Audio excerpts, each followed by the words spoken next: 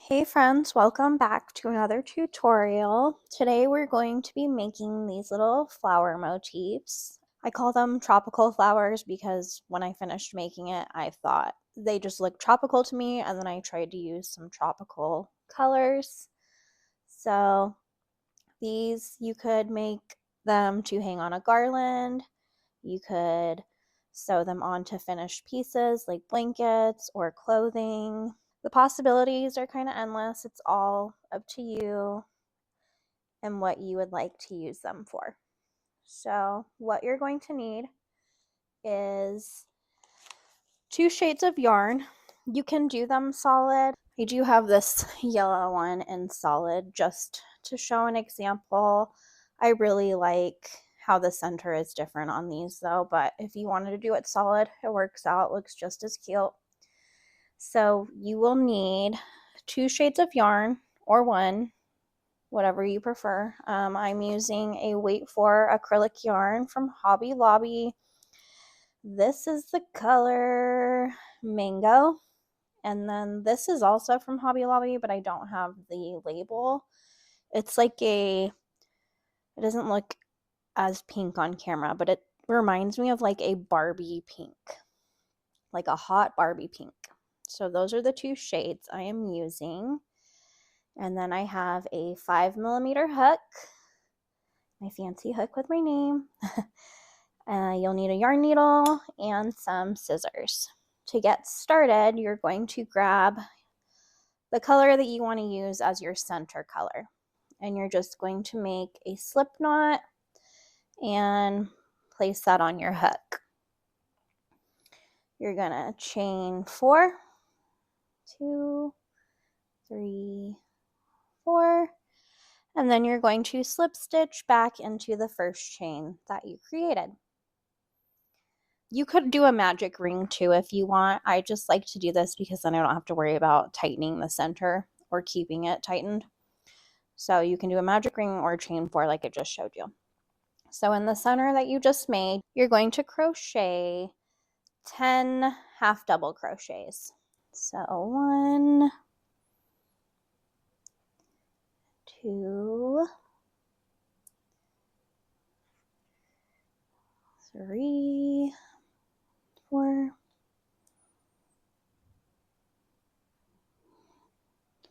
5. Oh, I'm having problems today. 6, 7, 8, 9, and 10. So after your 10 half double crochets, you'll have something like this. Be careful with that first stitch, it might get lost. So just try to pull it apart, and then you can pull your tail to tighten the middle. And then I am going to cut my yarn because this is where I'm going to color change. So in the next, actually, before you finish that last half double crochet is where I would suggest doing your color change. That's where I normally do it. So I've got 3 loops on my hook, and I'm just going to grab my next color, lay it over as if I yarned over, and I'm pulling through all 3, and then I'll worry about this tail later on. So in the first half double crochet from that row, you're just going to make a slip stitch. And then in the next one, you're going to slip stitch again and then chain 3. 1, 2, 3. And then you're going to make 3 triple crochets all in the same stitch. 1,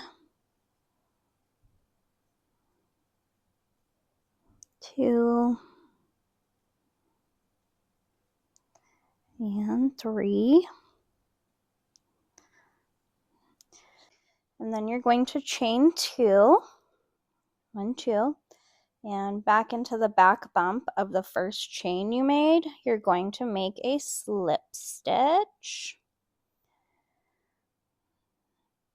And then you're going to make, in the same space, another 3 triple crochet. 1, this is 2, and 3, and then you're going to chain 3 and slip stitch back into that same space we've been working in. And then in the next half double crochet, you're going to make a slip stitch, and then you're going to slip stitch into the next one, and you're going to repeat everything we just did in that first petal. So chain 3, 3 triple crochet, 1, 2, and 3, chain 2, oops, slip stitch into the back bump of the first chain, another 3 triple crochet,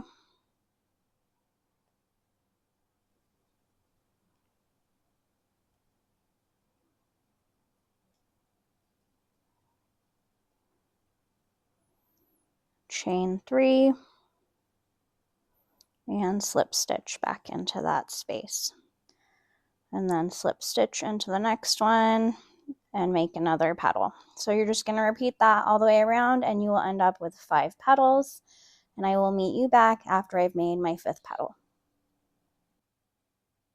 Okay, so I just finished my 5th petal. I slip stitched back into where I was working, and now I'm back at the first slip stitch we made in the round, and you're just going to slip stitch into that slip stitch, and then you can fasten off your yarn,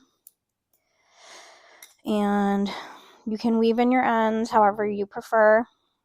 I'm gonna make a garland with mine, so I just like to tie these two quite tightly together, and then I just cut them close to the base of that knot, and then I do the same with these.